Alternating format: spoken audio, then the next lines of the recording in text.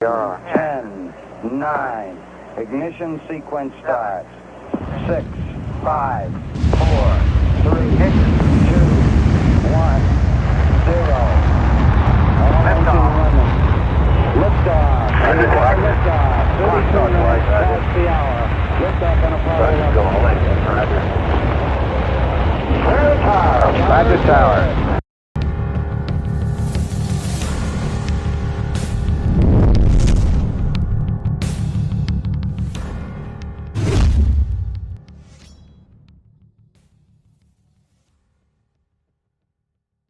Welcome to the Alien Probe Podcast. It is Saturday, February 24th, 2024. I'm Doug. This is MUFON Matt. And we have Constance Victoria Briggs here. How you doing, Constance? I'm doing well, thank you. Thanks for having me on. Awesome. So Constance is an author, researcher, public speaker on galactic history, cosmic mysteries, UFOs, and extraterrestrials, amongst other things. You do public speaking? Do you talk at the conferences? I've done too, yeah. But Well, that's awesome. Yeah. Well, the book that drew me toward you is the Moons Galactic History. A look at the moon's extraterrestrial past and its connection to Earth. What compelled you to write about that? Well, I've always been a big believer that we're not alone in the universe, and I've always felt a connection to some pull of something else. I've never been quite normal on this earth, so I was always drawn to the study of life out there. But when it came to the moon, during my research, I didn't know there was anything going on with the moon. But during my research of my other books, I was coming across stories of interesting things happening with the moon. And there was this one ufologist from the 70s by the name of Don Wilson who wrote two books. One was Our Mysterious Spaceship Moon and Secrets of Our Spaceship Moon. It was the first book that really opened my eyes that there is something going on with the moon and there are possibly extraterrestrials up there. So, both of those were kind of my jump starts, my personal research into other areas, and I kind of stumbled on information. But Don Wilson really propelled me out there, and I dedicated my Encyclopedia of Moon Mysteries. I dedicated it to his help. Yeah. That's awesome. Nice. The things I've heard about the moon, I don't want to, give away anything in the book, but that it was brought here eons ago from a dying universe, or and it was full of people, and it was an actual ship that they pulled, through space, and then it ended up here, in the by the Earth. And that it's actually still hollow, and I don't know if people are still in it, or, but then it was the Earth was populated by, and of course the theory is, the Earth was populated by the people that were brought here from the other universe. Yeah, there's there's quite a bit of evidence to that being the case. And with my book, the second moon book I wrote, the Moons Galactic History and its extraterrestrial connection, I wanted to tell that story. I wanted to tell the moon story from what we knew from its beginning up until now, from my perspective, and that strange history that none of us suspected when we were growing up and looking at the moon in the sky. Now, I gave several scenarios as to what the moon could have been. All of them were connected to extraterrestrials being inside. And I took it from some of the most common information. It has become more common these days because there are so many people, and I'll get to that in a second, but there's so many people that know nothing about this stuff.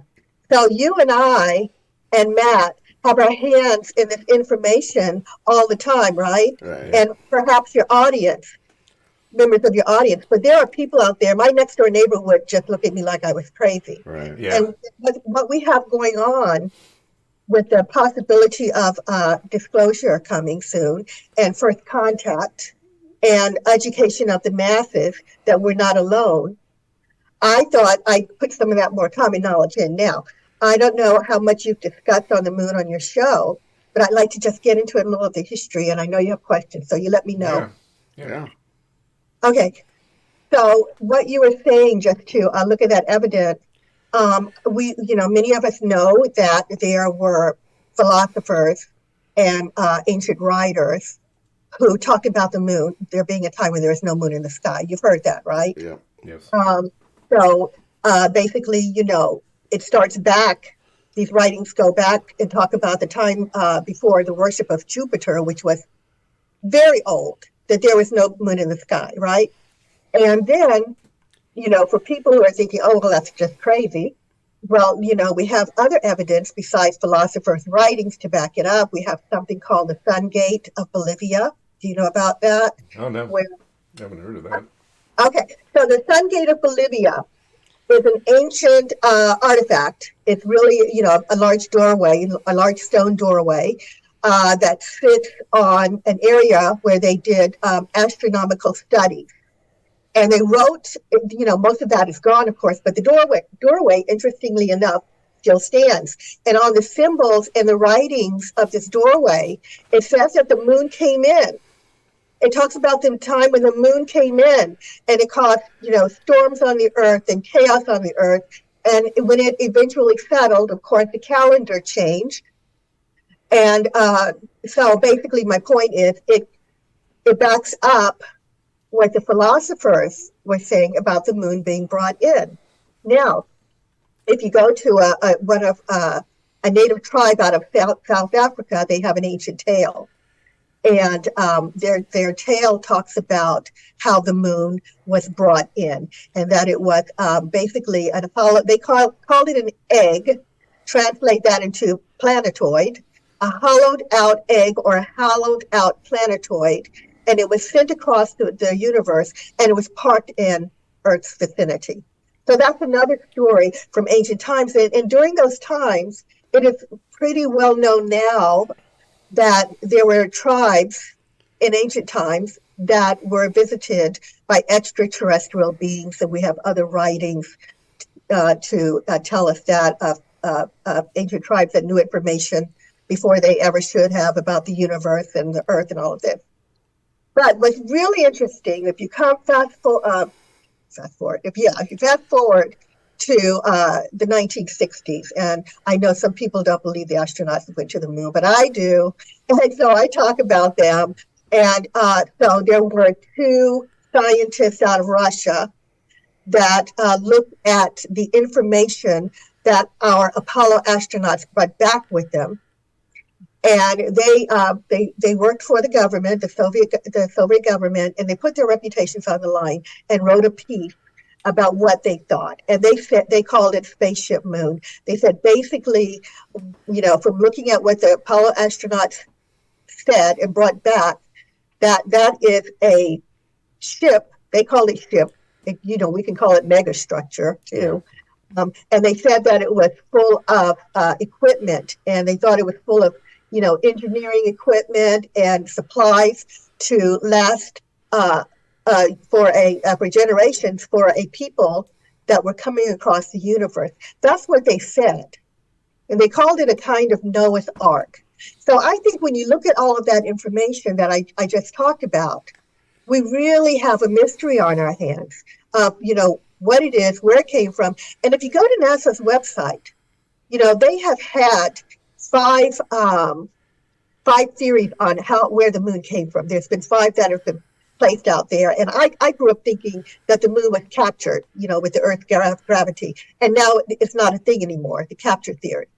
Now people believe that the moon came from a material that was spewed into the universe when a planet smacked Earth, right? Right. Now, NASA hasn't committed to that. If you go to their website, they say, oh, well, we think I mean, basically, Yeah. we think that that's how it occurred, but they haven't committed to it. There is no definitive way that anyone can say the moon, came to be here.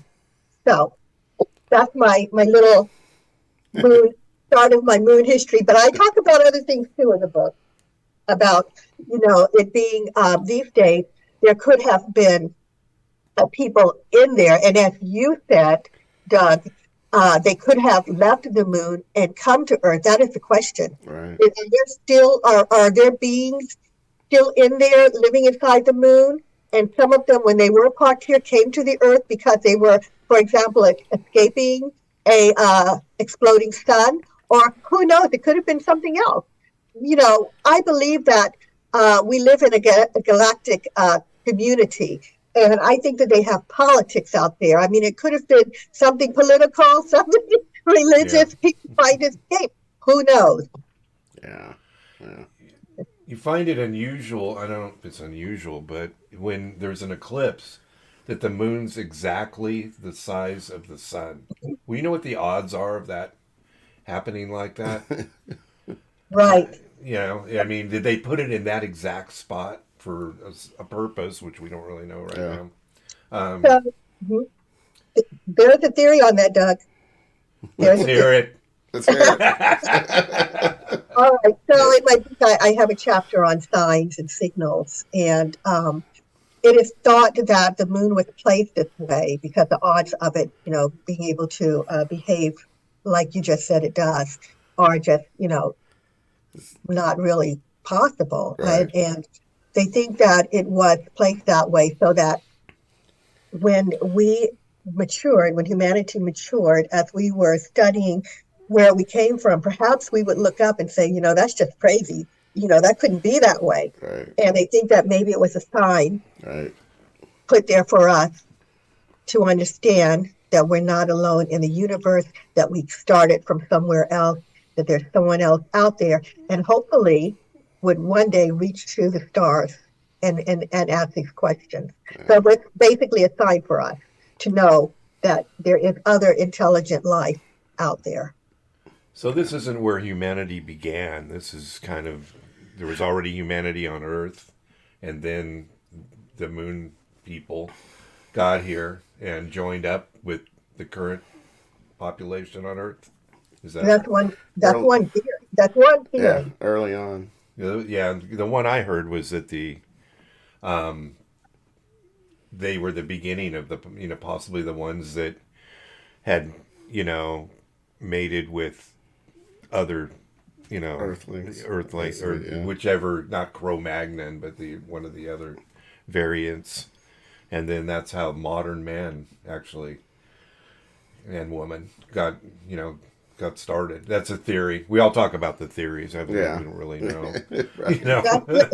That theory, of course, is related to one of them is related to the Anunnaki. Right. They are quite popular these days. Yep. Yeah, I'm losing my voice.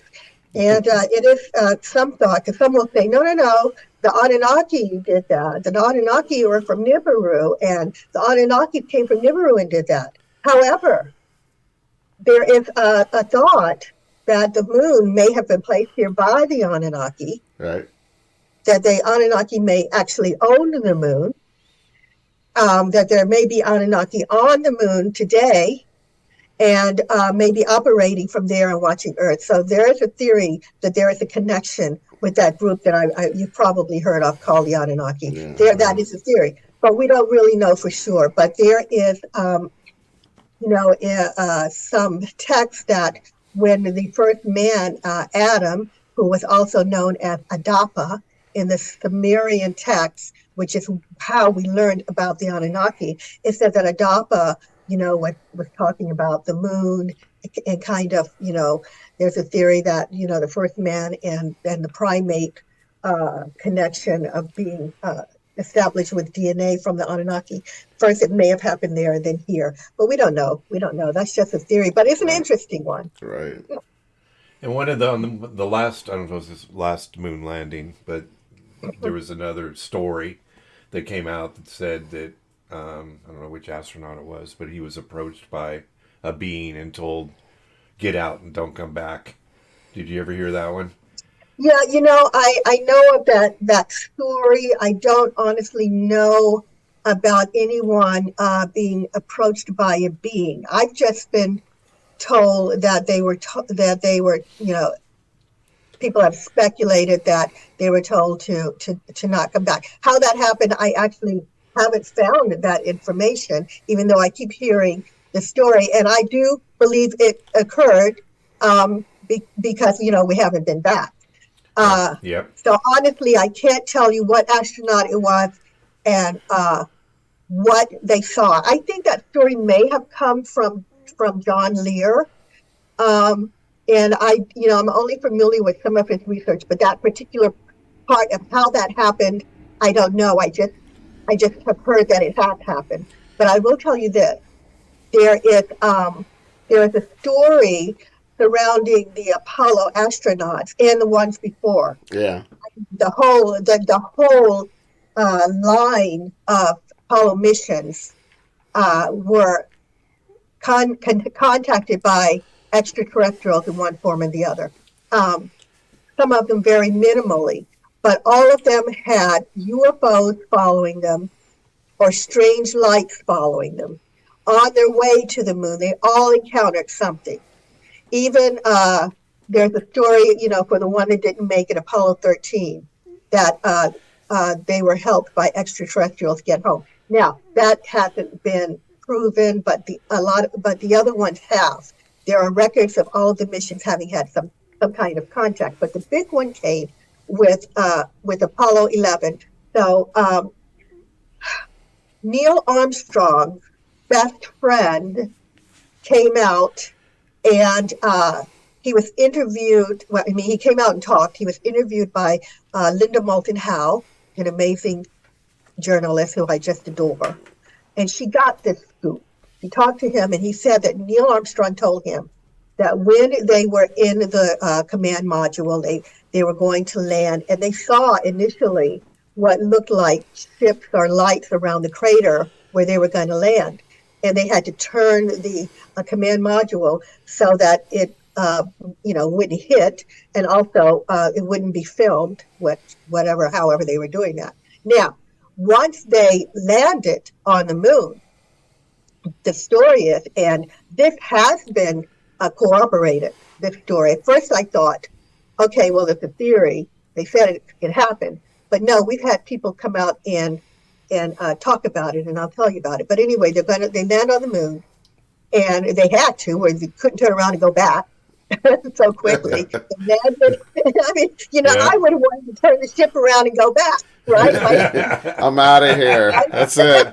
Yeah. Just forget it. But I don't think they could do that so easily. No. So they landed. They had, they're being seen from, the thing is being recorded, them getting off. I don't know if some of that footage were cut out or not of what they saw or how that worked. But they saw spaceships on the edge of the crater, and they get there and they are freaked out. It wasn't a calm thing. They had to get on the secret line to mission control. Yeah. And they're like, we're seeing these spaceships here, and they're watching us.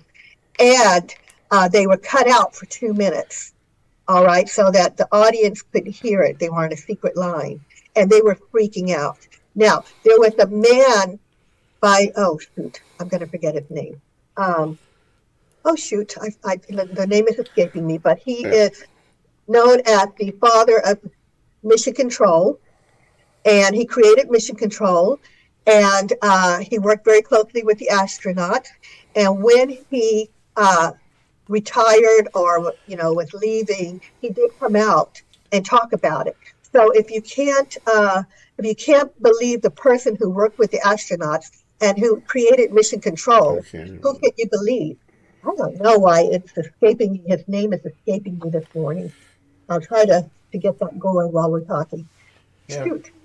It was also there was also a story that they had released something that had hit the moon. And it actually made a reverberating sound as though it was hollow, like a bell. That was when they were trying to put the flag in, right? Was it when they tried to put the flag? Yeah, they were doing something, and then it kept reverberating for a while. That's kind of completely the story, but it wasn't when they tried to. Did you say hit? Yeah, When they, I thought they dropped something though. I Oh, thought, was okay, it what it was? so what they did was they sent the ascent stage, which was part of the lunar module, and they dumped it. They hit the moon with this, and it reverberated. They did this actually a couple of times, 2 different missions, and it reverberated. And it shouldn't have done that the first time it did that. The NASA scientists were freaked out, and they eventually made a public statement, and they basically said it rang like a bell. That's where the yeah, phrase came from. But it wasn't ringing, like a bell. It was yeah, reverberating. And they said it shouldn't have happened. The only way that could happen, if the moon were hollow. right.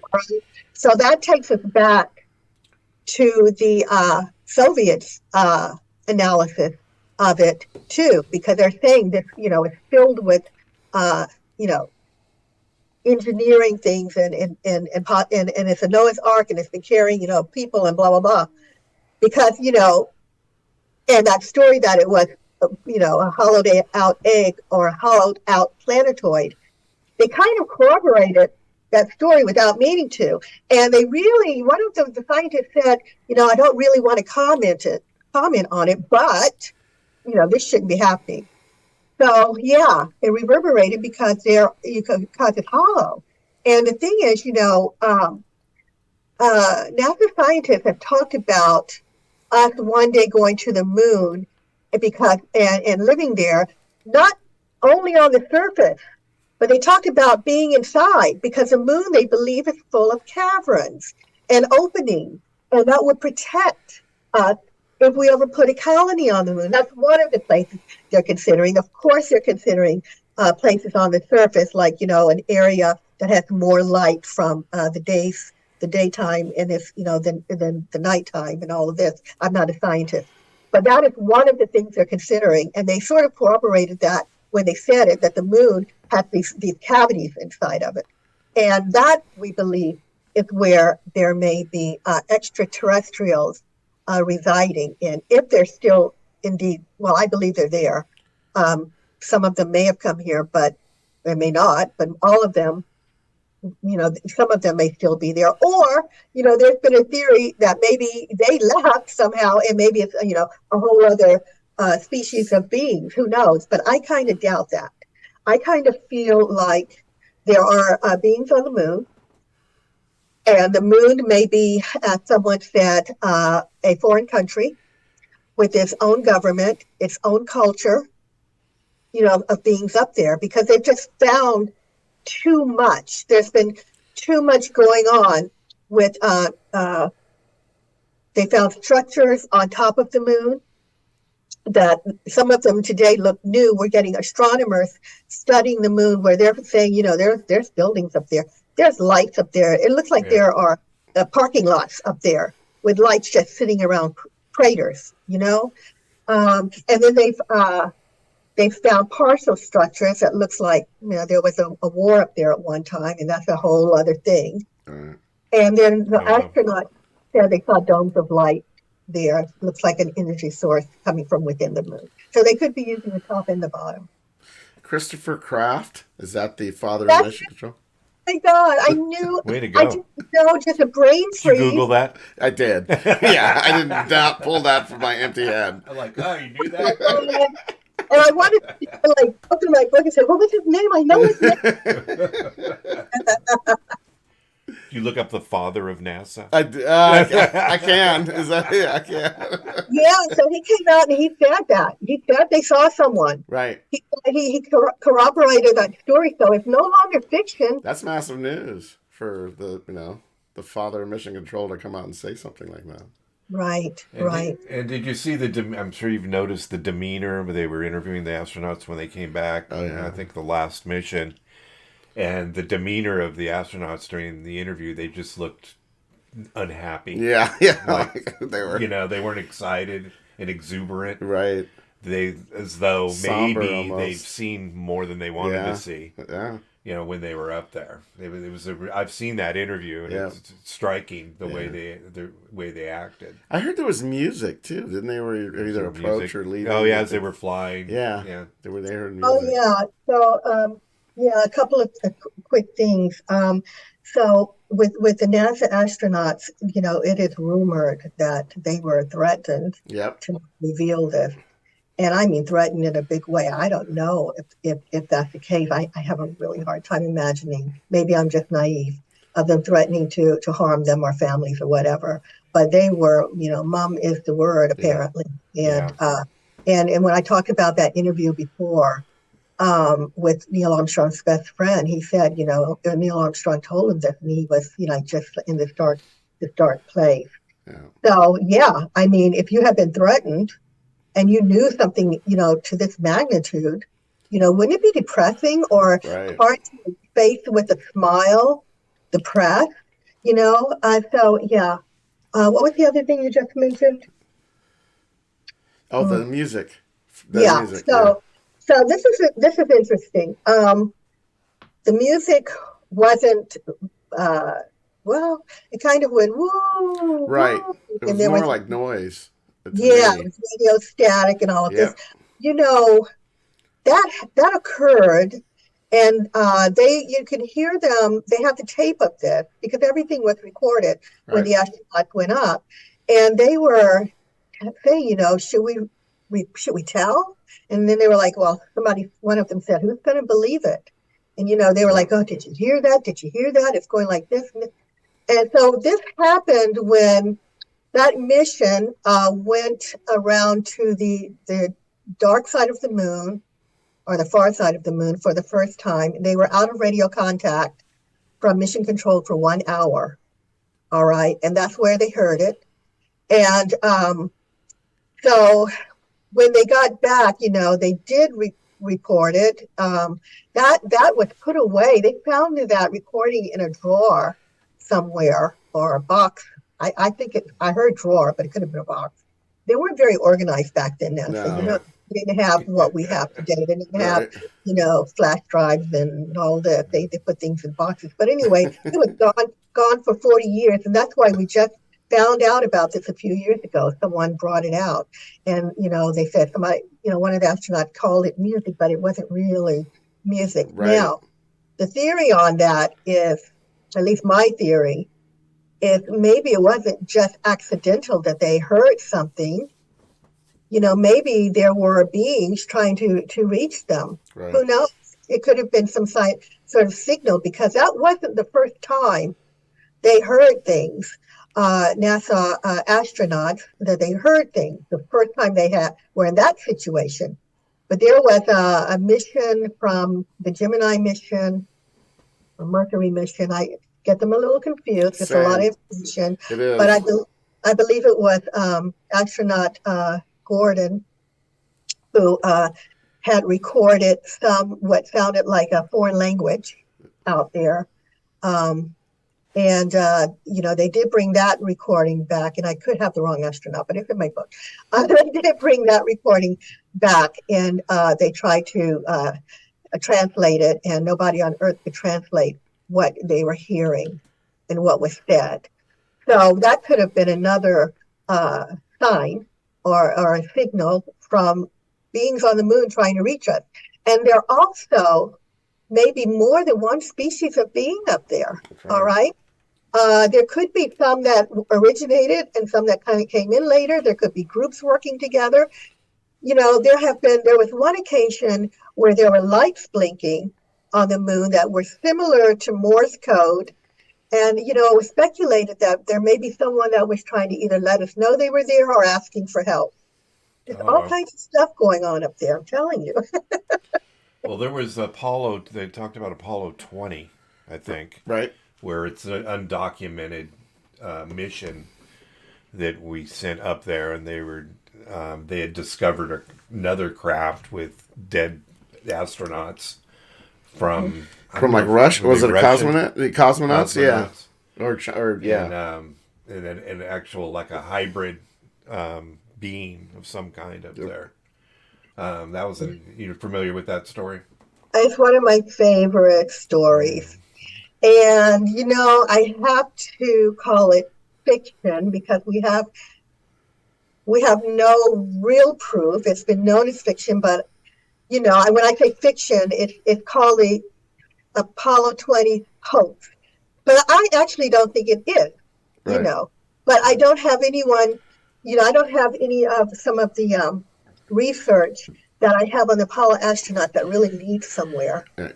That said, this person said this. Here's a picture of, for example, there were some blue probes, looks like blue lights around the astronauts. We have pictures of that, of one of them working on the moon, right? I have that. Wow. I can say. But for this one, I can't say I have pictures or I have a quote, except for, excuse me, except for William Rutledge.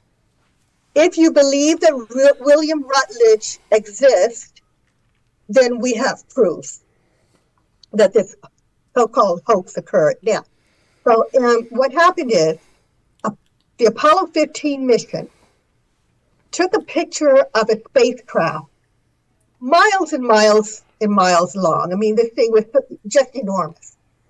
And we have a picture, excuse me.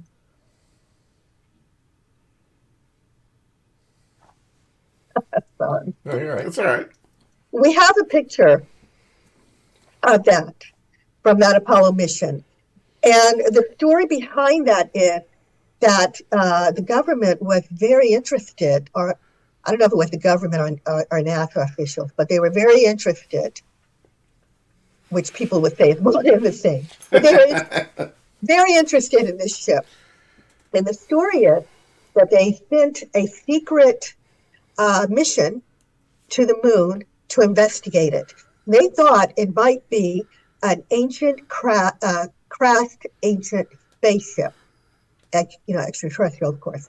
So they created this mission, and it included William Rutledge, who says that he also worked with two astronauts, cosmonauts from Russia. Now, he did use the name of famous Russian astronauts in the story.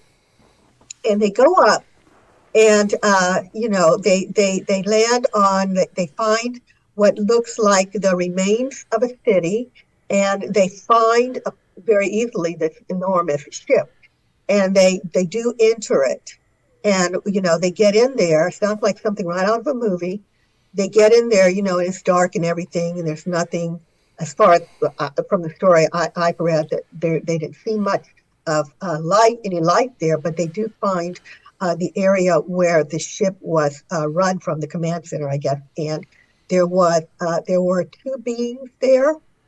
One of them was a partial body, and then the other one was very much still intact, and maybe because she was a different species. We don't know, Right. but she was intact. Now, they called her the Mona Lisa. This extraterrestrial looked Asiatic, right? And beautiful from what we could see, dark hair. But if you look at the picture of her, I mean, she looks like she was connected with tubes and was commanding the ship through thought. But the detail on the picture of her is so intricate. I don't know if you've seen it. I've seen it. I mean, just, gross things. I mean, for whoever would have created they call her Mona Lisa, you had to have quite an imagination to put, all this gross stuff in her nose and all of this stuff to make this thing look real, right? Yeah. It looks real. Now, Yeah. not only does the Mona Lisa look real, but the space, the command module that they took down, where they landed, looked hugely authentic.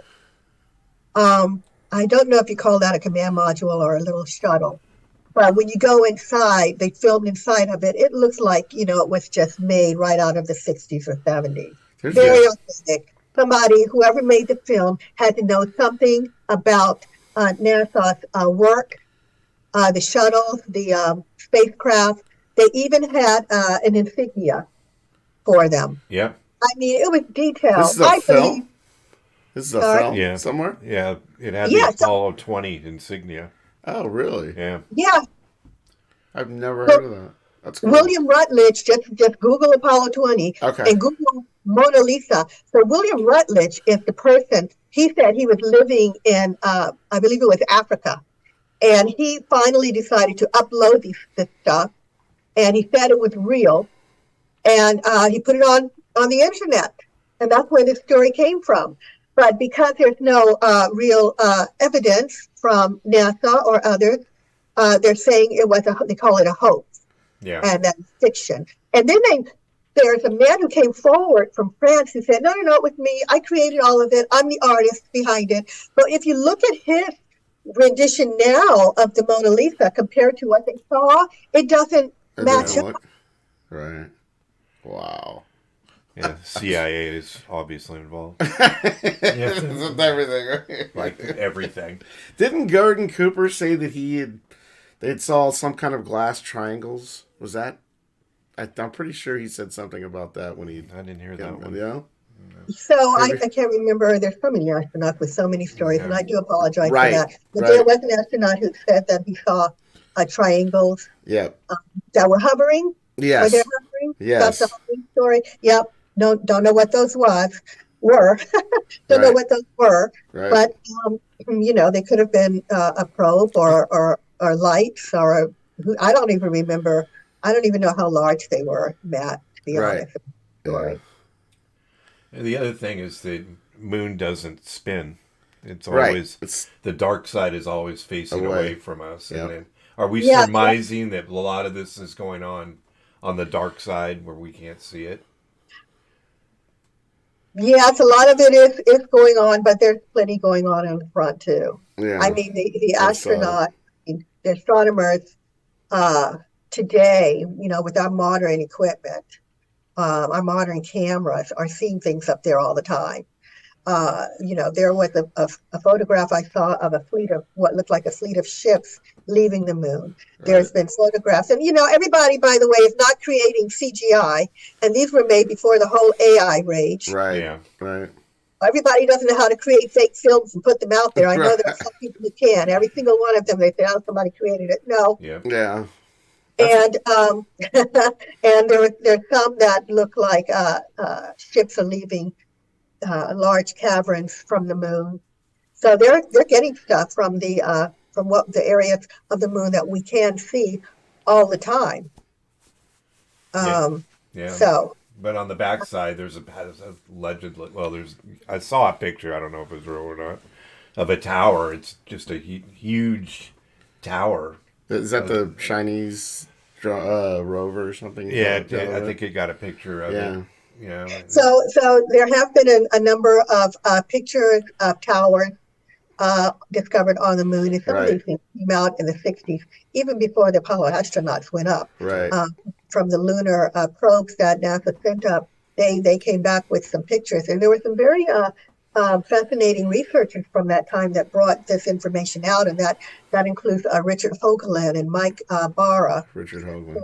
That's right. who wrote books on some of these images that they found up there, and they were towers and other what looks like artifacts left up there. Even one that looked like they're calling it the satellite, the satellite disk on the moon. They had all kinds of pictures from that they discovered from some of the photographs that came back, and but right up to today, they're still discovering things on the moon. And when I talk about a picture with a fleet of ships and what looks like other ships moving around the moon, you have to wonder, where are they going? Right. Are these things coming to Earth?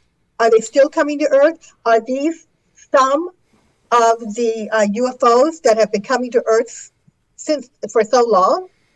I don't believe that they are the only ones out there that are visiting Earth. Right. I believe that they may be back and forth. We are the closest planetary body to them. Mm-hmm. That's a whole nother episode on that. Yeah. Right. Oh my God. Yeah. Right? You gotta talk Well, about my galactic history book. that's right. Then we'll get into that one. Well, it's interesting because we seem to be having technical problems every time we go there. Even Odysseus, that just landed, had to use a different method of navigation when it's autonomous, so it Right. was not controlled by anyone. But it had, it lost communication. Right. They had to change, and then with the Chinese, somebody just crashed one. Yeah. Not too long ago.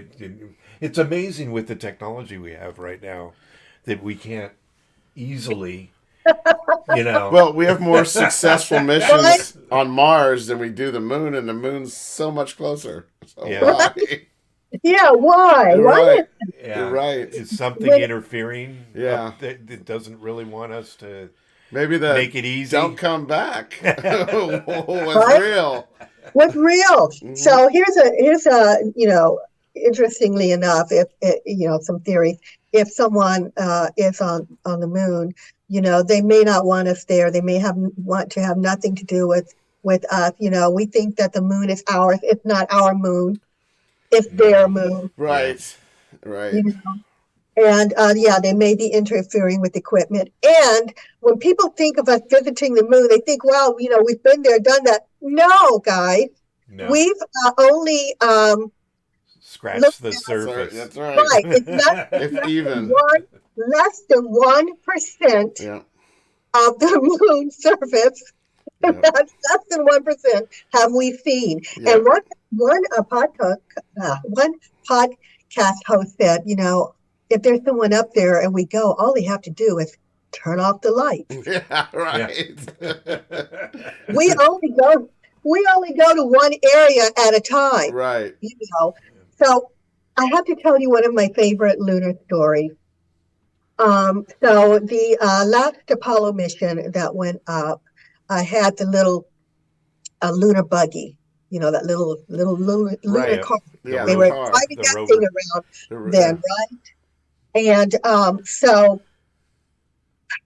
Walter Cronkite was narrating the news for that night, and these guys are on a little lunar buggy, these two astronauts, and all of a sudden, Walter Cronkite says something like, "That looks like a man-made structure." And the audience goes, "What?" And it cut out. They Seriously, hit the dump button. Yeah. Done.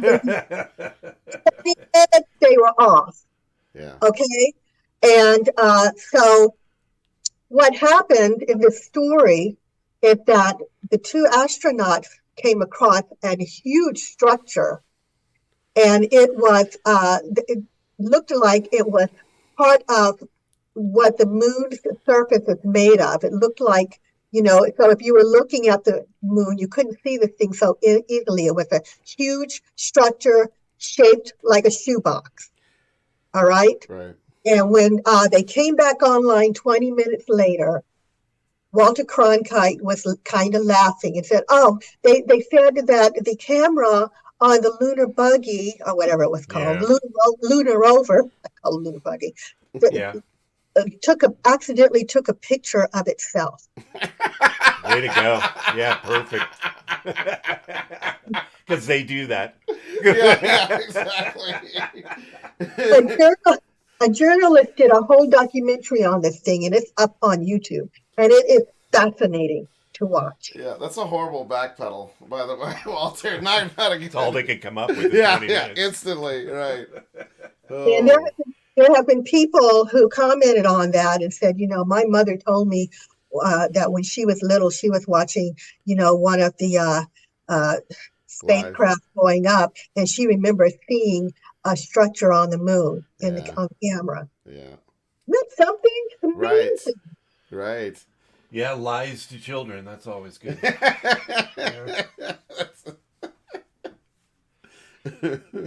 So, tell us, you're writing a new book. You have 6 books, but tell us about the new one you're writing. Yeah, so the new one is a companion. I'm going to show you my books because I'm just so proud of the covers. Yeah. The new one is a companion to the Moon History book. Nice.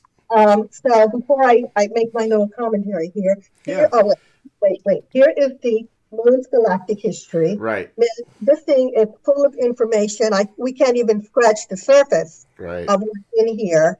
But anyway, I take this moon book, guys. I have I talk about the moon's mysterious ascension and where it may have come from, Right. and there's more theories about it than I talk about here. The hollow moon, I get into that. Is the moon inhabited? Our ancient aliens connection on the moon, strange happenings on the moon, a moon metropolis. Is there a city on the moon and in the moon? If so, who goes there? I have a heart who goes there, who's on it. Symbols, codes, and clues that they have given us from the moon, possibly. And I get into our future for space travel, the moon, and other places we may be going. With the Earth's galactic history, all right, I kind of followed that format in that I told the story of Earth the best that I could because there's so much information I couldn't get in one book. I'm working on a second book. Right. Wow. But I tried to tell the story from beginning to end of how much we have been visited by extraterrestrials on Earth. And I just think it's really important because we need to educate the masses. Right. All right. People come to me with questions about the Earth and what we're seeing in the sky, and they want to know what it is, who it is, how it is, why it is. So I tried to answer that as much as I could in this book. I talk about the possibility that we have human origins connected to extraterrestrials. I talk about the past history of certain cultures that had connections to ETs and how we know and the evidence. I get into extraterrestrials in the oceans, which we should just do a show on this guy. Oh yeah. USOs. Oh yeah. The hollow inner Earth. We've got the hollow moon theory, but there are stories about us having beings inside the Earth that may have come from out of space, and also that may have originated on Earth, and I call them intraterrestrial. Yeah. That may be down there.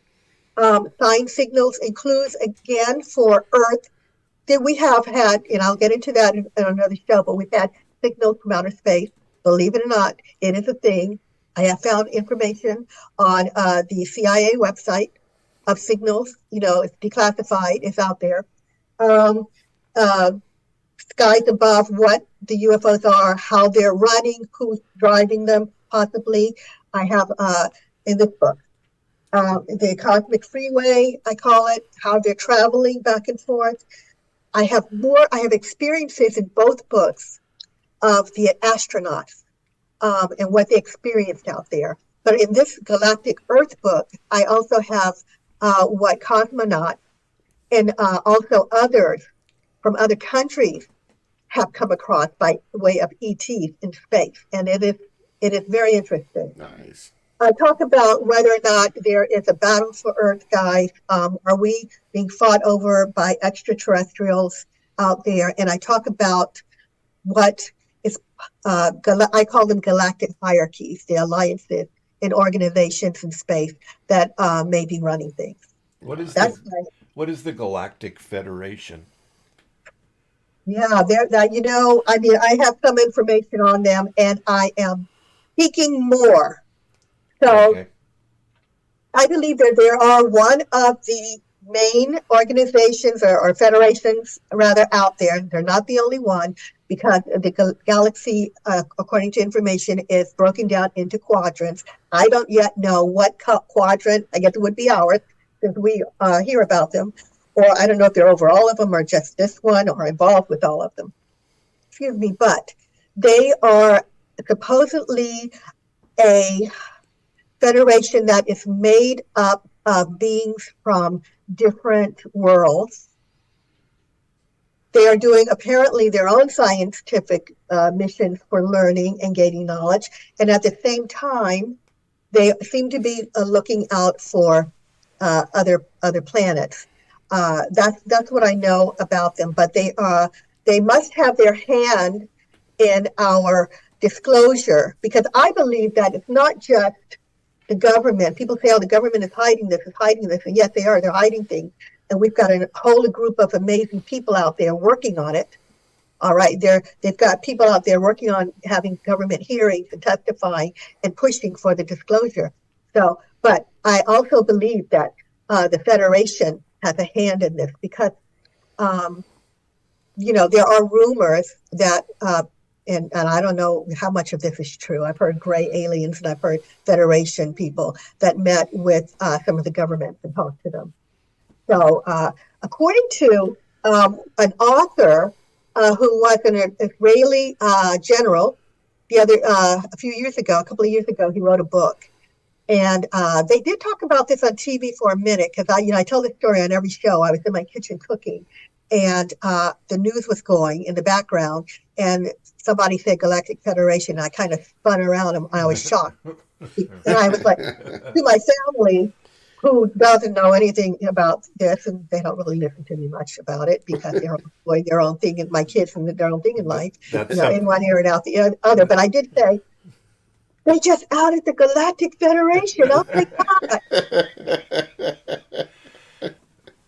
But this gentleman wrote, I believe his name is E-S-H-E-D, is the last name, H-A-I-M, Hammond Assad, I believe is his last name. Anyway, I'm sorry if I screwed up that name. But he wrote in his book, he said, he's a decorated general, he's rich, he's old, he's well known, he can say whatever he wants, he can, come out with this information.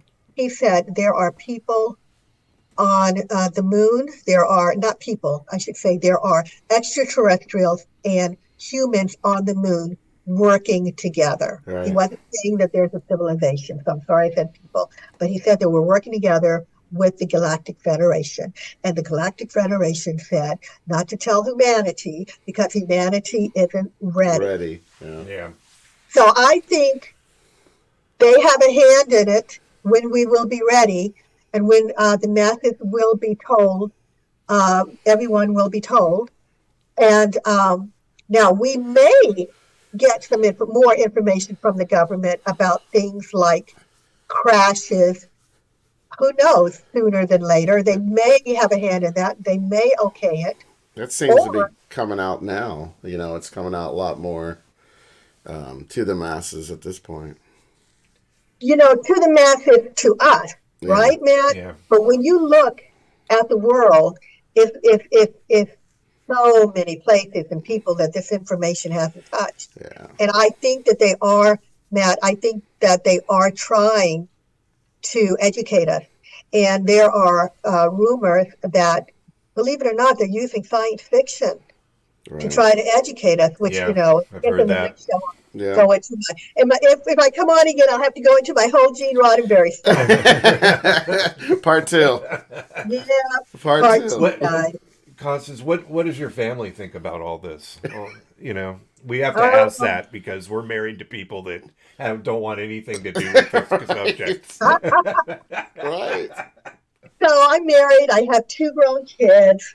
My son, 25, he has always listened to me. I started this journey in writing, talking about spirituality and metaphysics, and he's always been right there because we have both had all of us have had interesting experiences.